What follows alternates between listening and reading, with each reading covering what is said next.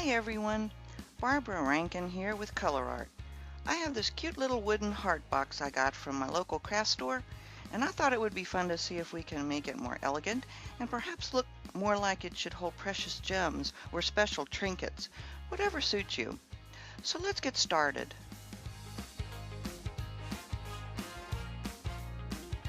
I want to make a focal image, so I'm going to use one of the Prima iod molds.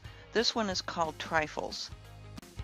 I'm going to mix up some faster plaster with water to a consistency of pancake batter.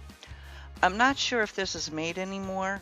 Originally it was made by Plaid, but if you cannot find it, you can also use permastone, a similar casting material made by Activa and found in Michaels and Hobby Lobby. It will be easier to mix if you put some water in the cup first, then add the plaster. I don't have any specific amounts, but like I said, you just want it to be the consistency of pancake batter, a little thick but not too thick to pour. I sometimes tap the cup or the mold on my tabletop to bring any air bubbles to the surface. I like to use my spatula to smooth out any excess plaster. Now all you have to do is set it aside to dry. I used up the rest of the plaster in my cup and I'm setting the mold aside. While the mold piece is dry, I'm going to prime the entire box inside and out with a coat of white gesso. This wood is pretty rough and blemished, so gesso will help cover some of those blemishes, and I won't need as much paint since I'm actually sealing the wood too. Now I'll set this aside to dry and check on my mold pieces. I can tell the pieces are not quite dry yet. However, the packaging says that I can remove them from the mold after 1 to 1.5 hours and either let it air dry for 24 to 36 hours or microwave it on low or defrost for 3 minutes, repeating this process 2 more times. I was a bit anxious and didn't wait the full hour and a half, and this last piece broke in two as I was removing it, but I should be able to easily glue it back together. Alright, I've narrowed it down to these 3 pieces that I molded earlier.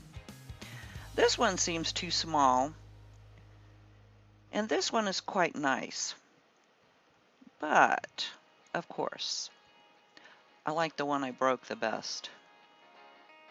I'm confident I can glue it well enough that the cracks will not be noticeable, and this is a nice sturdy flat surface, so it won't be going anywhere once the glue dries. I'm going to use my old standby, Aleene's Quick Grab Tacky Glue. It is a thicker glue and will fill in any gaps in the molded pieces, and best of all, hang on to them while it dries.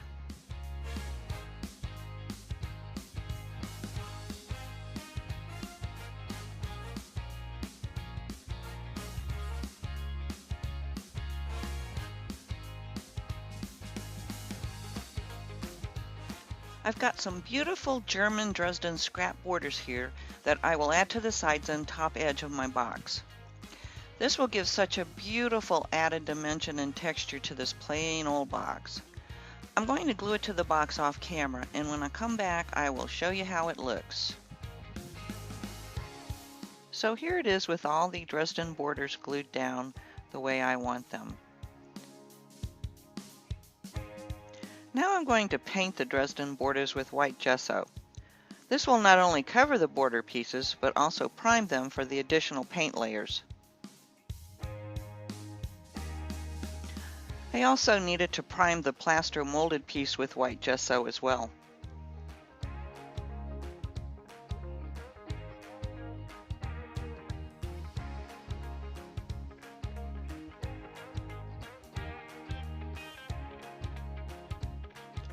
I have some texture pebbles and texture sand from Bria Reese, plus a clear glue pen, all from Hobby Lobby. Simply lay down puddles of glue and drop the pebbles into the puddles. Boy, try saying that 3 times really fast.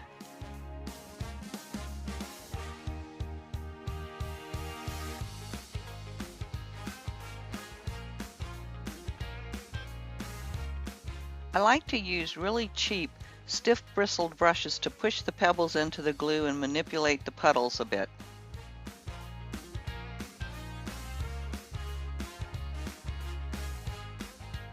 Next, use the texture sand to fill in the open spaces between the pebbles.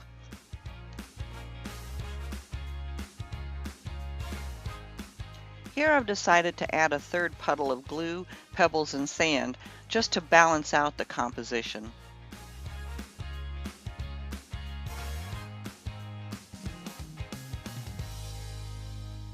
I've got cyan white and a new color, Royal Orchid, to start with.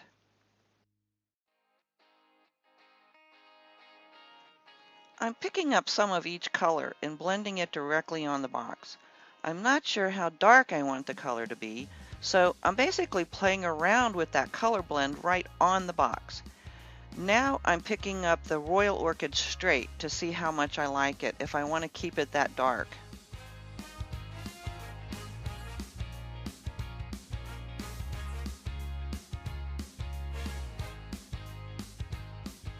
I usually go for more pastel colors, so I'm going to blend more of the white in as I work the paint on the back of the box. However, my preferences for pastel seems to have gone by the wayside, as you can see by the photos of my finished box. I still have some paint on my mat, so I decided to use it up and finish painting the top of the box, blending in more white as I go. Off camera, I went ahead and painted the sides in the same color mix of the Royal Orchid and Cyan White Vivid colors mixed together. I'm going to add some water to the Royal Orchid Vivid to make a wash. This will bring back some of the luster and that pretty red violet color I had before I added the white Vivid on the first layer.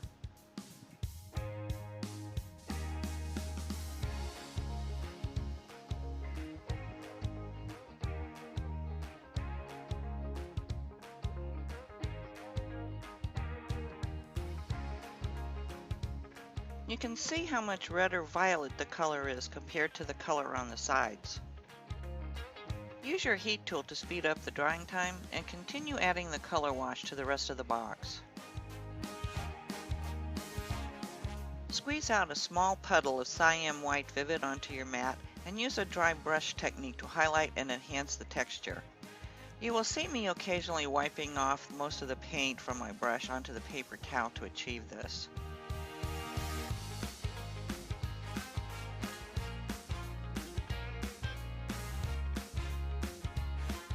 You can see how it really brings out the textures and separates them from the background. Continue dry brushing all the textural elements on the sides, and if you want, you can even do it to the bottom of the box.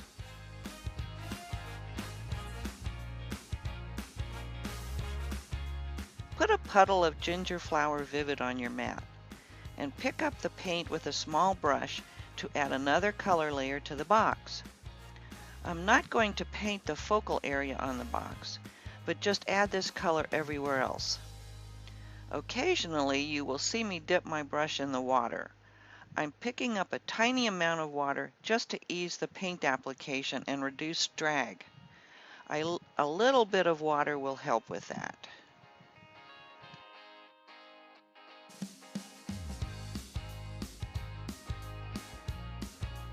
For my next layer, I'm going to add True Metals Dragon Gold Vivid. Just pour a puddle onto your mat and repeat the process as before. This is going to add some vintage goodness to the box.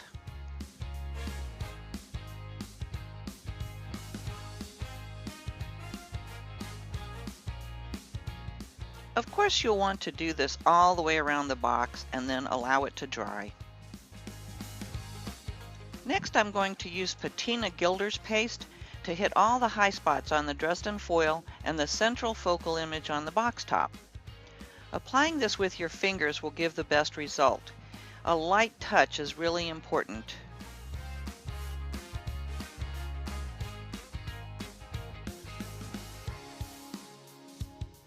My paste is a bit dry, so I'm using Grumtine, which is a solvent and thinner used with solvent-based mediums such as this. I just dropped a tiny amount on my glass mat so that I can pick some of it up on my finger and rehydrate the paste. If you are sensitive to solvents, I would suggest wearing gloves or using some other tool like the cotton swab or sponge to apply the paste. Just remember to keep a light touch. As for the sides, I found it easier to use my cotton swab that was saturated with the Grumtine and the Gilder's paste to apply it to the Dresden foil borders. It allowed me to get up close into those tight areas where my finger just was too large to get into.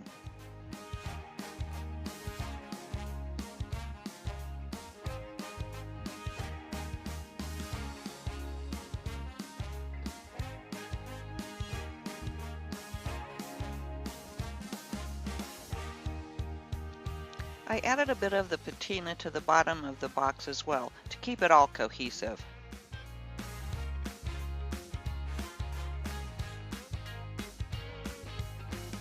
I let the paste dry a few minutes, then buffed it to a shine with a dry, soft cloth.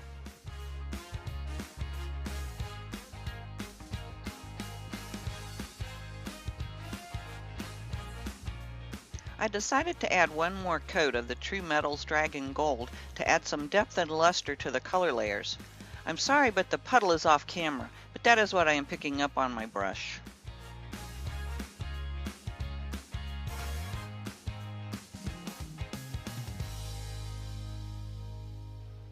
Lastly, I'm going to use a gloss varnish with a soft, dry brush to seal and protect all these luscious layers on my box. You want to use glossy to maintain that beautiful shine of the ultrametallics. Cover one side at a time and let it dry before proceeding to another side.